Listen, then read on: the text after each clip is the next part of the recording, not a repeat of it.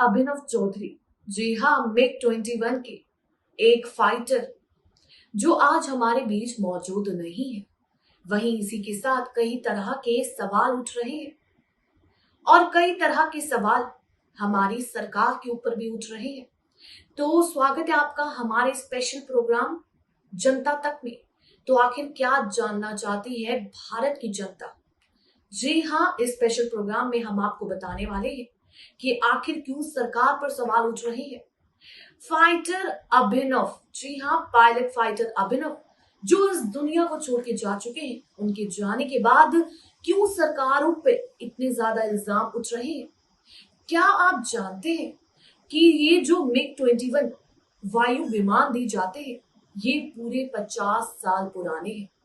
जी हाँ, जहां देश इतना डेवलप कर गया, वहां ऐसा क्या वजह है, ऐसा क्या रीजन है जिसकी वजह से हमारी वायुसेना में मिग-21 विमान दिए जाते हैं? क्यों हमारी वायुसेना को इतने पुराने विमानों के साथ उड़ान भरनी पड़ती है? क्या यही वजह है जो हमारे बीच आज इतने होनहार पायलट मौजूद नहीं है? तो देखिए हमारी ये रिपोर्ट। भारतीय वायुसेना का फाइटर विमान मिग-21 गुरुवार रात पंजाब के मोगा जिले में एक गांव में क्रैश हो गया। इस दुर्घटना में स्क्वाड्रन लीडर अभिनव चौधरी शहीद हो गए। उनकी उम्र सिर्फ 29 साल की थी और 2 साल पहले ही साल 2019 में उनकी शादी हुई थी। बता दें, स्क्वाड्रन लीडर अभिनव चौधरी ने एक ट्रेनिंग सेशन के दौरान मिग-21 बेयासन से राजस्थान के सूरतगढ़ के लिए उड़ान भरी थी, लेकिन पंजाब के मोगा में उनका एयरक्राफ्ट क्रैश हो गया। वहीं आशंका है कि ये दुर्घटना विमान के इंजन में आग लगने की वजह से हुई।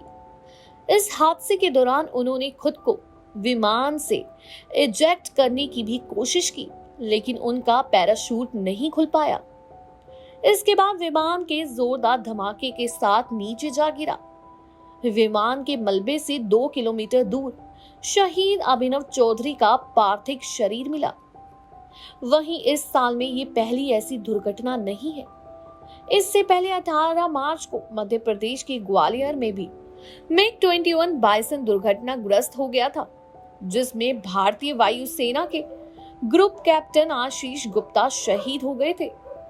यानी इस साल में मिग विमानों की वजह से भारत ने अपने 2 जाबाज हीरोज को खो दिया और साथ ही 2 मिग-21 बाइसन क्रैश हो गए। इन विमानों को हमारे देश में फ्लाइंग कॉफिन यानी आसमान में उड़ते हुए ताबूत भी कहा जाता है। ऐसा क्यों कहा जाता है, अब आप इसे समझिए। बता दें, साल 1960 के दशक में भारत में चेवरोलेट कंपनी की एक कार लॉन्च हुई थी जिसका नाम था इम्पाला। तब इस कार को लेकर हमारे देश में काफी क्रेज था, लेकिन समय बदला और फिर नई नई गाड़ियां आती चली गई। आज आपके पास भी नए मॉडल वाली कई नई गाड़ियां या मोटरसाइकिल होंगी, लेकिन सोचिए 50-60 साल पहले खरीदा गया वाहन आपको आज भी इस्तेमाल करना पड़ता हो तो क्या होता है? जी हाँ, आप सही सुन रहे हैं। जहां हमारा देश इतना आगे बढ़ चुका है, वहीं 50-60 साल से इस्तेमाल में है वेग विमान। शायद यहीं पर ये 50-60 साल पुरानी गाड़ी होती तो शायद हर समय खराब रहती, आए दिन उसमें कोई ना कोई परेशानी होती और ज्यादा संभावना ये है कि वो वाहन हर समय खड़ा रहता। यानी 50-60 साल पुरानी गाड़ी आज भी उसी स्थिति में नहीं चलाई जा सकती और यही बात मिग सीरीज के लड़ाकू विमानों पर लागू होती है। बता दें, वायुसेना प्रमुख air chief marshal BS Dhanoa ने साल 2019 में भी इस बात का जिक्र किया था। उन्होंने कहा था कि भारतीय वायुसेना 44 इयर्स पुराना मिग-21 विमान उड़ा रही है, जबकि कोई इतने समय तक अपनी कार भी नहीं चलाता है। गुरुवार को जिस दुर्घटना में देश ने अपने एक वीर जवान को खो दिया, वो इसी विमान को उड़ा रहे थे। वहीं मिग सीरीज के लड़ाकू विमान पिछले 50 सालों से भारतीय वायुसेना की रीढ़ की हड्डी बने हुए हैं। भारतीय वायुसेना को साल 1960 के बाद 850 से अधिक मिग लड़ाकू विमान मिल चुके हैं।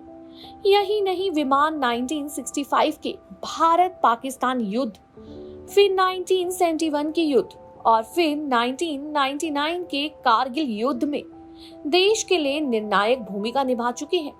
वहीं आप ये एक और बात जानकर हैरान होने वाले हैं, इन विमानों की उम्र भले ही 50 साल से ज्यादा हो गई है, लेकिन आज भी एक अपग्रेड मिग 21 विमान आसमान में किसी भी आधुनिक विमान को टक्कर दे सकता है। इसका सबूत पूरी दुनिया साल 2019 में देख चुकी है, जब भारतीय वायुसेना के विंग कमांडर अभिनंदन वर्धमान ने एक मिग 21 बाइसन से पाकिस्तान के 5वीं पीढ़ी के आधुनिक विमान F-16 को मार गिराया था।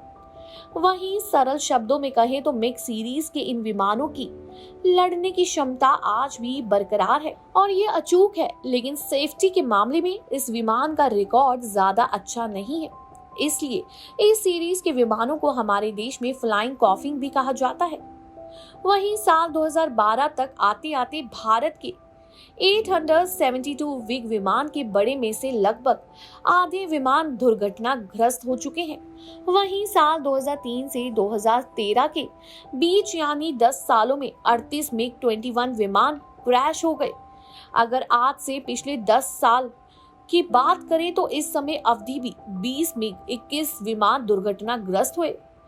जी हाँ, महत्वपूर्ण बात यह है कि साल 1970 से लेकर आज तक भारतीय वायुसेना के 180 से अधिक पायलट विग विमान की उड़ान के दौरान शहीद हो चुके हैं।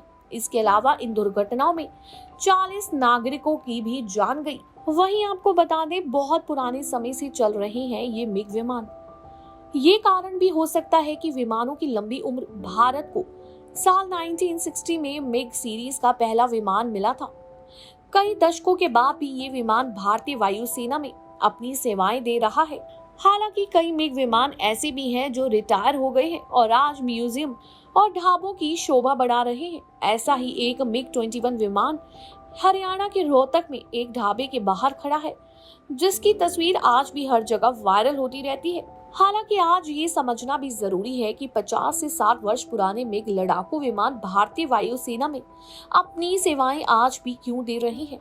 इसका सबसे बड़ा कारण है लाल फीताशाही। असल में मिग विमानों के बड़े तेजस विमानों से रिप्लेस करना था, जो भारत में ही विकसित हो रहे हैं। लेकिन इस विमान को विकसित करने में वर्षों की नहीं बल्कि दशकों की देरी हुई। वहीं हमारी भारतीय वायुसेना को इस समय 42 स्क्वाड्रन की जरूरत है। एक स्क्वाड्रन में 18 फाइटर जेट होते हैं और 2 फ्रंट वॉर, यानी अगर भारत एक समय में पाकिस्तान और चीन दोनों से युद्ध लड़ता है तो वो 42 स्क्वाड्रन की जरूरत होगी, यानी कम से कम 750 विमान चाहिए होंगे। लेकिन अभी हम इस संख्या से बहुत ज्यादा पीछे हैं और यही कारण है कि हमारे पायलट बहुत ज्यादा इस दुर्घटना में शहीद हो जाते हैं। जी हाँ, ये स्पेशल प्रोग्राम जनता तक सिर्फ और सिर्फ आपके लिए है। वहीं इस स्पेशल प्रोग्राम में हमने आपको बताया कि आखिर भारत की पब्लिक और आम जनता क्यों इतने सवाल उठा रही है। पायलट अभिनव चौधरी के निधन पर आखिर क्या वजह रही जो उनको शहीद होना पड़ा। क्या सच में इसमें सरकार की गलती है? क्या सच में सरकार ने 50 साल पुराने विमान आज भी वायुसेना को उपलब्ध करवा चुके हैं? क्या आज भी हमारी वायुसेना इतने पुराने विमानों के साथ उड़ान भर रही है? क्या मिग 21 इतना पुराना है? क्या इसके बाद सरकार इसकी तरफ देहाती बरतेगी? क्या इसको लेकर कोई एक्शन उठाएगी? ये देखना भी काफी दिलचस्प होने वाला है। और अगर आपको ये हमारा स्पेशल प्रोग्राम जनता तक अच्छा लगा हो तो चैनल को सब्सक्राइब करें और बेल आइकन दबाना ना भूलें। धन्यवाद।